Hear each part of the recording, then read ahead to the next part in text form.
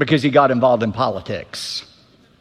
Unlike the majority of pastors, Christian pastors in Nazi Germany who remained silent under the reign of terror of Adolf Hitler, Dietrich Bonhoeffer could not remain silent. He stood up in his society.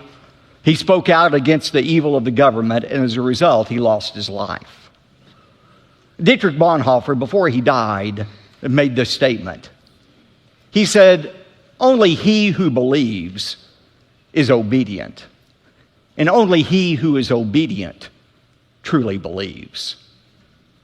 There's an inseparable link between belief and obedience. You can't separate the truth. Wherever there's belief, there is genuine obedience.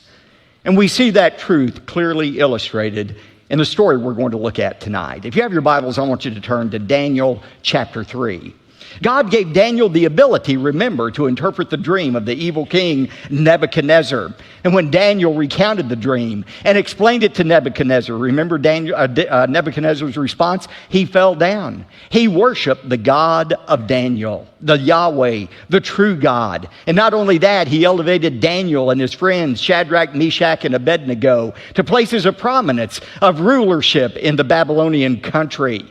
Now that was his first response, to worship God. But then in tonight's story, which takes place shortly after chapter 2, we see Nebuchadnezzar having a more humanistic response to this vision, a vision that said basically, Nebuchadnezzar, your days are numbered as king of Babylon. Babylon is going to cease. You're going to cease to exist. There's another kingdom coming after you. And notice Nebuchadnezzar's reaction to the truth that his kingdom would one day come to an end. We find it in verse 1 of chapter 3. Now Nebuchadnezzar, the king, made an image of gold, the height of which was 60 cubits. A cubit is about 1.5 feet. So it was a statue 90 feet high. Its width was 6 cubits or 9 feet. And he set it up on the plain of Dura in the province of Babylon. As Nebuchadnezzar thought about this dream and thought about the end of his kingdom, he said, you know what? I'm going to do whatever I can to prevent the end of my kingdom. I'm going to take matters into my own hands. I'm going to see if I cannot somehow thwart the sovereign will of God. And Nebuchadnezzar's motivation in this was not religious or spiritual. He didn't want people to worship him as God. Instead, he wanted their political loyalty. He wanted people to bow down, kind of like saluting the flag, and pledge their allegiance to Nebuchadnezzar. That way, Nebuchadnezzar thought he could make sure that there was no rebellion against him that would cause him to lose the kingdom. Now, it's said that this statue, 90 feet high, 9 feet wide, was set up on the plain of Dura. Notice that in verse 1, the plain of Dura. Archaeologists have determined that this plain of Dura was 6 miles south of ancient Babylon. We were talking about archaeological evidence for the veracity of the Bible this morning. Some years ago, French archaeologist Julius Opère found on the plain of Dura a base, a large brick construction that was 45 square feet and 20 feet high that very well could have been the base of this great statue that was made of Nebuchadnezzar. Now, again, the reason for this statue was not spiritual, but political. Look at verse 2. Then Nebuchadnezzar, the king, sent word to assemble the officials of Babylon. That is, the satraps. They were kind of like city council members who governed over different provinces of Babylon. The prefects, the governors, the counselors. He brought them all up for the dedication of the image that Nebuchadnezzar had set up. And look at verses 4 and 6. Then the herald loudly proclaimed, "To you the command is given, O people, nations, and men of every language, that at the moment you hear the sound of the horn, the flute, the lyre, the trigon, the psaltery, the bagpipe, and all kind of music, you are to fall down and worship the golden image that Nebuchadnezzar the king has set up. But whoever does not fall down and worship shall immediately be cast into the midst of a blazing furnace." Now, verse 7. We find that the music is sounded. All of the instruments play. When the music starts, that's the cue for everyone to fall down and worship the image. And sure enough, verse 7 says, all fell down and worshiped the golden image that Nebuchadnezzar had set up. All except 3. We'll find out those 3 in just a moment. But just imagine the scene. You have hundreds of thousands of people, perhaps, on the plain of Jura. You have this mighty image that is set up. The instructions have been given. The music plays. Everybody immediately bows down. Only 3 people remain standing. Can't you hear the people who are bowed down looking up saying, psst, psst, down, down, down? But they wouldn't bow down before this image that had been set up. So notice the accusation that's made against these 3 in verse 8. For this reason, at that time, certain Chaldeans, that is, part of the king's court, these people who lived in southern Babylon, came forward and brought charges against the Jews, these 3 Jews who refused to bow down. Look at verses 10 to 12, what the charges were. They reminded in verses 10 and 11 Nebuchadnezzar of what he had ordered, and then look at verse 12. Here's the charge. This is what they said to Nebuchadnezzar. There are certain Jews whom you have appointed over the administration of the province of Babylon, namely Shadrach, Meshach, and Abednego. These, O king, have disregarded you. They do not serve your gods, and they do not worship the golden image that you have set up. And so, look at verse 13. Then Nebuchadnezzar, in rage and anger, gave orders to bring Shadrach, Meshach, and Abednego. Then these 3 were brought before the king. Now here's the natural question. Where in the world was Daniel during this time? Have you ever wondered that? Where was Daniel? After all, he's the one who had these guys promoted. He's the one who led them to obey God and not Nebuchadnezzar. Where was Daniel? This week, as I was preparing the message, I read all kind of explanations about where Daniel was. Some people say, well, Daniel was now such a high-ranking official that for political reasons, he went ahead and bowed down before the image of Nebuchadnezzar. To him, it was no big deal. It was political and not spiritual. Now, that doesn't make any sense, especially given Daniel chapter 1 and how he wouldn't even eat the king's food. Another explanation is, well, maybe Daniel was ill on this particular day. Now, if I were choosing a day to call in sick to the office, this certainly would have been it. But I'm not sure that's a likely explanation. Some people say, well, maybe the king had dispatched him on a foreign trip as an emissary for the king to a foreign land. That's a possibility. We don't know. That's the bottom line, where Daniel was. But some have suggested that it was not fair for Daniel to escape this test when his 3 friends were being tested in such a severe manner.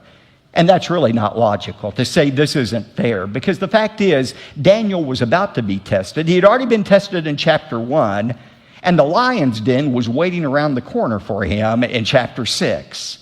But there's a very important point and principle for all of us here. All of us who are God's people are going to be tested, but we're not all tested in the same way. God's tests for us are not the same test. In 1 Peter 1:6, Peter said, in this you greatly rejoice, even though for a little while, if necessary, you have been distressed by various trials. That word various, poikolis, it's a word we get polka dot from. We are distressed by various tests. You're not going to escape testing in your life. If you're not in the middle of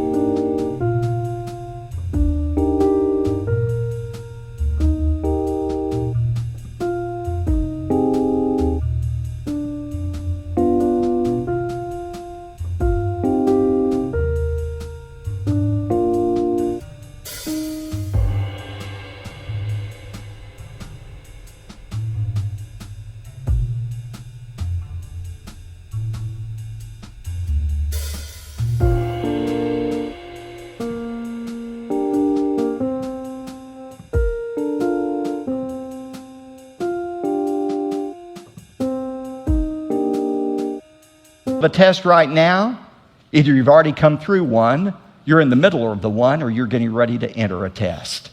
But God's plan for all of his children is to be tested, not to destroy our faith, but to strengthen our faith. Now, notice verse 14.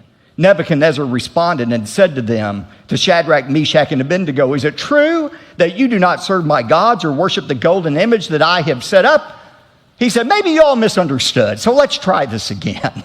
I know you're new to our country. Maybe you didn't understand exactly what was being said in Aramaic, so let's try this again. Now here's the command. When you hear the music play, you just fall down and everything will be okay. However, he says in verse 15, but if you do not worship, you will be immediately cast in the midst of a furnace of blazing fire. And what God is there who can deliver you out of my hands? You see, Nebuchadnezzar had already discovered there's a God who could reveal secrets. But he had not yet discovered that this same God is one who was able to deliver the Israelites out of Nebuchadnezzar's hands.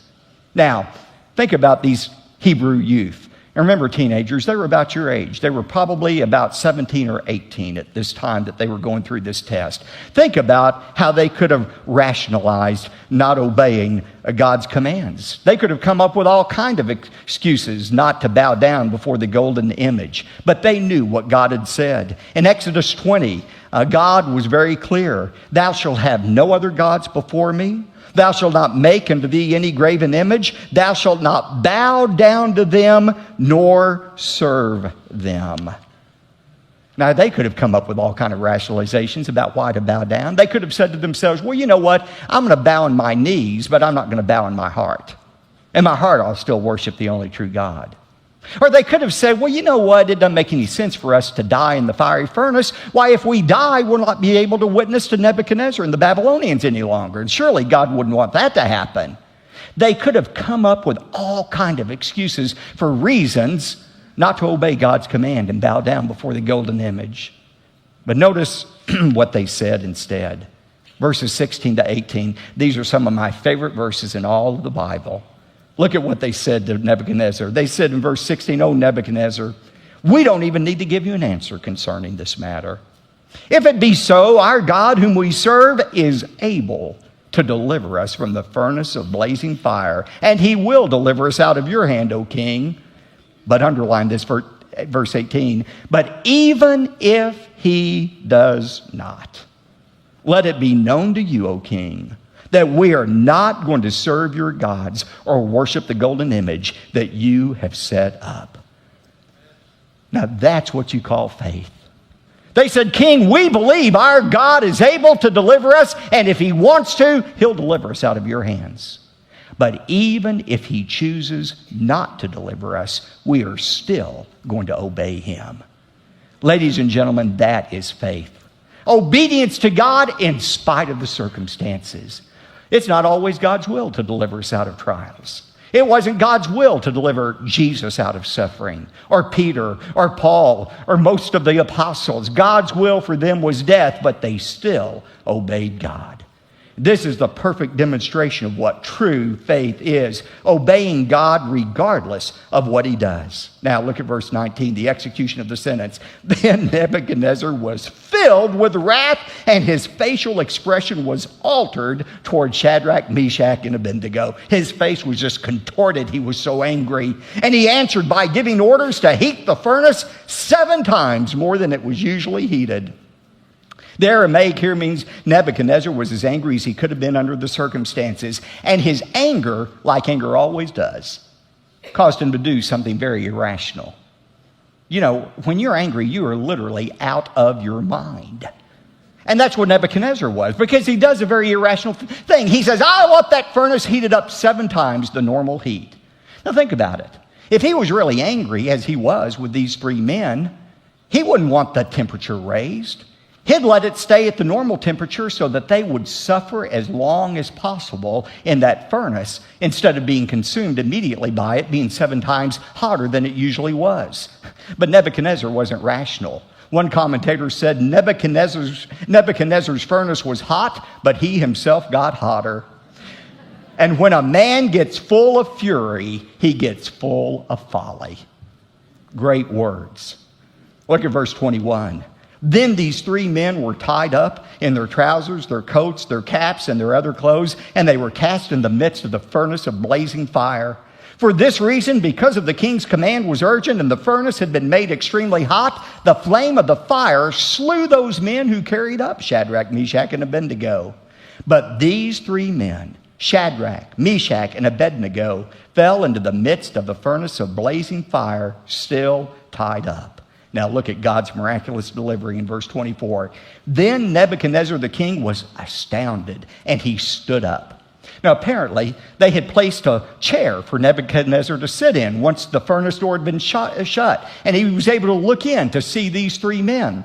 And when he looked into that blazing fire, he was so astounded by what he saw, he immediately stood up. And he said to his high officials, "Was it not three men we bound into the midst of the fire?" They replied to him, "Certainly, O king." Verse 25, he said, "Look, I see men loosed, four of them, walking about in the midst of the fire without harm, and the appearance of the fourth is like a son of the god. Trousers damaged, nor had the smell of fire even come upon them." They didn't even reek of smoke after being in that furnace. In verse 28, look at Nebuchadnezzar's response. He said, "Blessed be the God of Shadrach, Meshach, and Abednego, who has sent his angel and delivered his servants who put their trust in him, violating the king's command. And he yielded up their bodies so that not to serve or worship any god except their own God." Now, as we'll see in a moment, this was not, and we'll see this more next time, this was not a conversion experience for Nebuchadnezzar. That would come in chapter 4.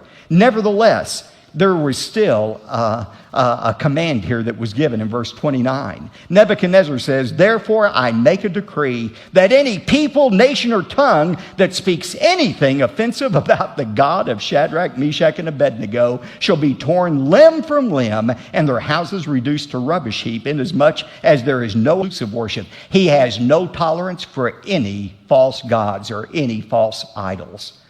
And by the way, a false idol, a false god doesn't have to be a wooden statue. As I heard my friend David Jeremiah say today, we have American idols as well. Those American idols sometimes are money. We bow down before money. We worship money. Sometimes it's pleasure, entertainment. Sometimes it's sports. Sometimes it's scholastic achievements. But God is a jealous God. He said, "You worship me exclusively."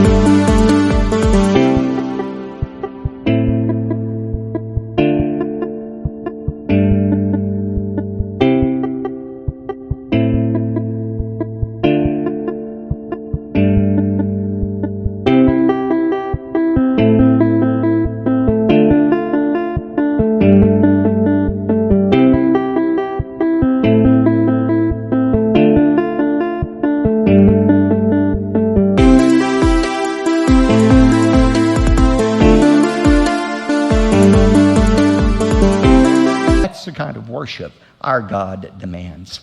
Now, why is this story important? It's important for three significant reasons. First of all, this story sets the stage for Nebuchadnezzar's conversion in the most dramatic way we're going to see next time. But secondly, this story foreshadows God's protection of God. There he was in the UN, breathing threats against Israel. Monday of that week in New York, he said, Israel will be eliminated from the face of the earth.